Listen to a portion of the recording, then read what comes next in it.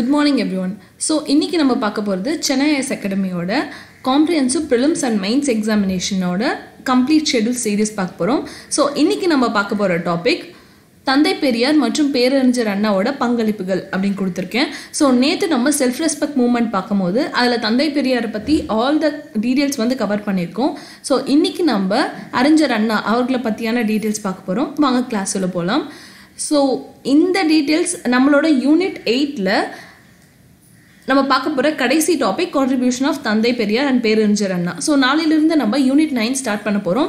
So unit 8ஓட complete வீடியோஸை வந்து இன்னும் கம்ப்ளீட் டீட்டெயில்ஸை நம்ம 7 வீடியோஸை கவர் பண்ணியிருக்கோம். வீடியோஸ் பார்க்காதவங்க போய் பார்த்து முக்கியமான கீ பாயிண்ட்ஸ் எல்லாம் நோட் டவுன் பண்ணிவிட்டு அதுக்கேற்ற மாதிரி படிங்க. ஸோ சோர்ஸில் பார்க்க போகிறோம். எங்கெல்லாம் வந்து அபவுட் தந்தை பெரியார் அண்ட் பேரறிஞர் அண்ணா இருக்குது அப்படின்னா நியூ புக்கில் 10th சோஷியல் வால்யூம் 2ல யூனிட் 9, அதே மாதிரி ஓல்டு புக்கில் 10th சோஷியலில் யூனிட் 13 and 14 அண்ட் ஓல்டில் 12th ஸ்டாண்டர்டில் யூனிட் 17 and 18. ஏன்னா இதில் தான் வந்து ஜஸ்டிஸ் பார்ட்டி பற்றி இருக்குது. அதனால அலாங் வித் தட் பெரியார் பற்றியும் பேரறிஞர் அண்ணாவை பற்றியும் எக்ஸ்டென்சிவாக கொடுத்துருக்காங்க. So make sure you doesn't miss any point. So அந்த மாதிரி ப்ரிப்பேர் பண்ணுங்கள். ப்ரிலிம்ஸை வந்து கொஷின்ஸ் எப்படி கேட்டாலும் நம்ம அப்ரோச் பண்ணலாம். இன்றைக்கி நம்ம CN அண்ணாதுரை, காஞ்சிவரம் நடராஜன் அண்ணாதுரை அவர்களை பற்றி பார்க்க போகிறோம். அவரை அறிஞர் அண்ணா அப்படின்னு வந்து பிரபலமாக கூப்பிடுவாங்க. ஸோ முதல் chief minister who works only for 20 days, வெறும் 20 நாள் மட்டுமே சீஃப் மினிஸ்டராக இருந்த ஒருத்தர். அது மட்டும் இல்லாமல் 5th and last chief minister of Madras state. ஏன்னா 1969 மெட்ராஸ் அப்படிங்கிறது வந்து தமிழ்நாடு அப்படின்னு பேர் மாற்றம் செஞ்சாங்க. ஸோ மெட்ராஸ் அப்படின்றதோட கடைசி சீஃப் மினிஸ்டர் அறிஞர் அண்ணா அவர்கள் தான். அவரோட இயர்லி லைஃப் பற்றி பார்த்தோம் அப்படின்னா வந்து காஞ்சிவரம் மெட்ராஸ் பிரசிடென்சியில் காஞ்சிவரம், அதாவது இன்னைக்கு தேதியில் காஞ்சிபுரம் அப்படின்னு சொல்லப்படுற இடத்துல தான் அவர் பிறந்து வளர்ந்தார். அது மட்டும் இல்லாமல் ரிலிஜனில் அவரோட கண்ணோட்டம் எப்படி இருந்தது அப்படின்னா only one race only one god, ஒன்றே குலம் ஒருவனே தேவன் அப்படின்ற கூற்றை சொல்லி அவரோட மத நல்லிணக்கத்தை வெளிப்படுத்தினவர் அறிஞர் அண்ணா. ஸோ ஒன்றே குலம் ஒருவனே தேவன் இந்த கூற்று வந்து இந்த சென்டென்ஸை யார் வந்து முன்னெடுத்து வச்சாங்க அப்படின்னு கேட்டீங்க அப்படின்னா அறிஞர் அண்ணா அப்படின்ற ஆன்சர் சொல்லுங்கள். Might be asked in prelims. ஏன்னா இந்த வருஷம் சிலபஸ் மாற்றினதுனால அறிஞர் அண்ணாவை ஸ்பெசிஃபிக்காக மென்ஷன் பண்ணதுனால இந்த லைனை வந்து கேட்க வாய்ப்பு இருக்குது. அது மட்டும் இல்லாமல் அவரோட இயர்லி லைஃப் இன் பாலிடிக்ஸ் பார்த்தோம் அப்படின்னா நான் பிராமின் மூமெண்ட்டில் 1917 பார்ட்டிசிபேட் பண்ணதுனால ஜஸ்டிஸ் பார்ட்டியில் 1935 வந்து ஜாயின் பண்ணார். ஏன்னா நம்ம வந்து ஜஸ்டிஸ் பார்ட்டி பற்றியும் நான் பிராமின் மூமெண்ட் பற்றி பார்த்துருக்கோம். இது ரெண்டுமே வந்து எந்த அளவுக்கு வந்து ஒரு காமனான ஐடியாஸோடு இருக்குது அப்படின்றது நம்ம எல்லாருக்குமே தெரியும். ஸோ நான் பிராமின் மூமெண்ட்டில் பார்ட்டிசிபேட் பண்ண most of the people justice பார்ட்டியில், அதுவும் பாலிடிக்ஸ்குள்ளே என்ட்ரு ஆனது ஒரு பெரிய விஷயம்தான். ஸோ ஜஸ்டிஸ் பார்ட்டியை பற்றி நம்ம ஆல்ரெடி பார்த்துட்டோம். மெட்ராஸ் யுனைடெட் லீக் அப்படின்னு ஆரம்பித்து நான் பிராமின் மூமெண்ட்டோட ஒரு பெரிய அக்காமடேஷனே வந்து இது பண்ணாங்க. அது மட்டும் இல்லாமல் இதை வந்து ஜாயின் பண்ணவங்க நடேச முதலியார், பிட்டி செட்டியார், அது மட்டும் இல்லாமல் TM நாயர். இதை பற்றி நம்ம அதிலே டீட்டெயிலாக பண்ணிட்டோம். So just revise this points. Next protest in 1953. So independence கிடைச்சாச்சு, அரசியல் வாழ்க்கைக்குள்ளும் போயாச்சு. அவர் சீஃப் மினிஸ்டர் ஆகிறதுக்கு முன்னாடி என்னெல்லாம் பண்ணார் அப்படின்றத பார்ப்போம்.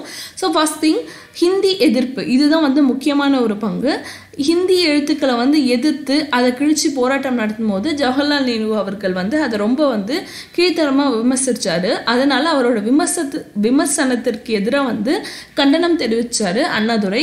அது மட்டும் இல்லாமல் ஒரு புது எஜுகேஷனல் சிஸ்டம் கொண்டு வந்தாங்க நம்மளோட ஃபர்ஸ்ட் சீஃப் மினிஸ்டர் ராஜகோபாலாச்சாரி இருக்கும்போது. ஸோ அந்த சமயத்தில் பார்த்தோம் அப்படின்னா அதை குலக்கல்வி திட்டம் அப்படின்னு சொல்லுவாங்க. குலக்கல்வி திட்டம்னா ஒவ்வொருத்தர் எந்தெந்த குலத்தை சார்ந்தவர்களோ அந்த வேலைகளை வந்து பெரும்பான்மையாக அவங்களுக்கு வந்து கல்வியாக போதிக்கணும் அப்படின்றத குலக்கல்வி திட்டம். இன்னும் சொல்லணும்னா பானை செட்டி இதெல்லாம் செய்கிற மண்பாண்டம் செய்கிற குடும்பத்துலேருந்து வந்த குழந்தையாக இருந்தால் மண்பாண்டம் செய்கிறதுக்கு முக்கியத்துவம் கொடுத்து அந்த குழந்தை கற்பிக்கணும். இல்லை நெசவு தொழில் செய்கிறவங்களா இருந்தால் அதை சொல்லணும் அப்படின்னு இந்த மாதிரியான ட்ரெடிஷ்னல் கேஸ்ட் பேஸ்ட் ஆக்குபேஷன்ஸ் எல்லாம் குழந்தைங்களுக்கு சொல்லி கொடுத்தோம் அப்படின்னா அவங்க எப்போவுமே வந்து அந்த சமுதாய அந்த இதுலேருந்து மீண்டெழுந்து வர முடியாது. ஸோ சமுதாய நீதிக்கு முன்னாடி அவங்க வந்து மறுக்கப்படுறாங்க அப்படின்றதுனால அதை எதிர்த்தும் போராடினார். அது மட்டும் இல்லாமல் நார்த் இந்தியாவோட டாமினேஷன்ஸ் எல்லாத்தையுமே வந்து எதிர்த்து போராடி 3 மாதம் வந்து சிறை தண்டனையும் அனுபவிச்சிருக்காரு. அது மட்டும் இல்லாமல் ஆன்டி இந்தியா அகிடேஷன்ஸ் அப்படின்னு நம்ம சொன்னதுனால முதல்ல இந்த பிரச்சனை மோதிலால் நேரு காலத்துலேருந்தே ஆரம்பிச்சது. ஏன்னா அப்போ தான் வந்து எந்த மொழியை வந்து அஃபிஷியல் மொழி, அதாவது அலுவல் மொழியாக வந்து அறிவிக்கலாம் அப்படின்னும் போது 1928 ஹிந்தி அப்படின்றது நிலைநாட்டப்பட்டுச்சு.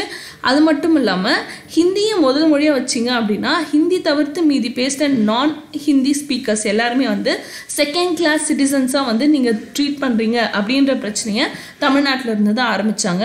இன்றைக்கும் அதோட தாக்கம் தமிழ் மக்கள் நடுவில் இருக்குன்றது மறுக்க முடியாத உண்மை. அது மட்டும் இல்லாமல் 1938 பார்த்தோம் அப்படின்னா வந்து ஹிந்தியை கம்பல்சரி லாங்குவேஜாக வந்து ராஜாஜி கொண்டு வந்தார். அதை எதிர்த்து போராடினாங்க.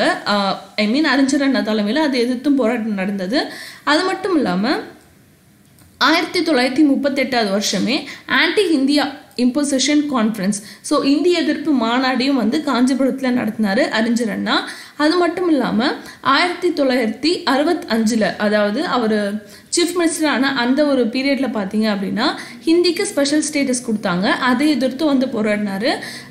இது மட்டும் இல்லாமல் இன்னைக்கு தேதியில் நிறைய அரசியல்வாதிகள் குறிப்பிடுற ஒரு விஷயம், இந்த இந்தியாவில் காகங்களை விட வந்து இன்னும் அதுவும் சொல்லணும்னா புலிகளை விட வந்து காகங்கள் அதிகமாக இருக்குது. ஆனால் நம்ம யாருமே காக்கையை வந்து ஒரு தேசிய பறவையை அறிவிக்கலை. ஆனால் வந்து நம்ம பீகாக்கு, நம்ம மயில் அறிவிச்சிருக்கோம். அதே மாதிரி இந்த டைகர், புலியை விட வந்து நாய்கள் எல்லாமே, மற்ற அணிகள் எல்லாமே அதிகமாக இருக்குது. ஆனால் நம்ம வந்து புலியை மட்டும்தான் வந்து ஒரு தேசிய விலங்கு அறிவிச்சிருக்கோம். ஸோ தேசியத்துவம் அப்படிங்கிறது அதோட சிறப்பில் தான் இருக்கே தவிர எத்தனை பேர் பேசிட்டாங்கன்ற எண்ணிக்கையில் கிடையாது அப்படின்ற ஒரு கோட்பாட்டை முன்ன வச்சவர் நம்ம அறிஞர் அண்ணா. ஸோ அறிஞர் அண்ணா அது மட்டும் இல்லாமல் அவரோட நிறைய லிட்ரரி ரிசோர்ஸஸ் இருக்குது. ஏகப்பட்ட புத்தகங்களையும் பத்திரிகையிலையும் வந்து வேலை செஞ்சுருக்காரு. ஸோ இந்த மாதிரி அவரோட ஸ்டார்டிங் லைஃப்லேருந்து எண்டிங்கில் பார்த்தோம் அப்படின்னா அவர் ஆட்சியில் இருந்த போதே வந்து இறந்துட்டாரு. ஸோ இதை தான் வந்து அறிஞர் அண்ணாவோட டோட்டல் இஷ்யூ. ஸோ அவரோட ஆரிஜின், பர்த் பிளேஸ், அதே மாதிரி அவர் என்ன படிச்சிருக்காரு, அதுக்கப்புறம் ரிலிஜனில் அவர் கோட்பாடு என்ன, பொலிட்டிக்ஸ்குள்ளே வந்தது, பொலிட்டிக்ஸில் இருக்கும்போது என்னென்ன ப்ரொட்டஸ்ட் பண்ணார். ஸோ இந்த கீ பாயிண்ட்ஸ் எல்லாமே வந்து ஞாபகம் வச்சுக்கோங்க. இது புக்கில் இல்லாத திங்ஸ், அப்பார்ட் ஃப்ரம் திங்ஸ் வந்து நான் நோட் பண்ணியிருக்கேன்.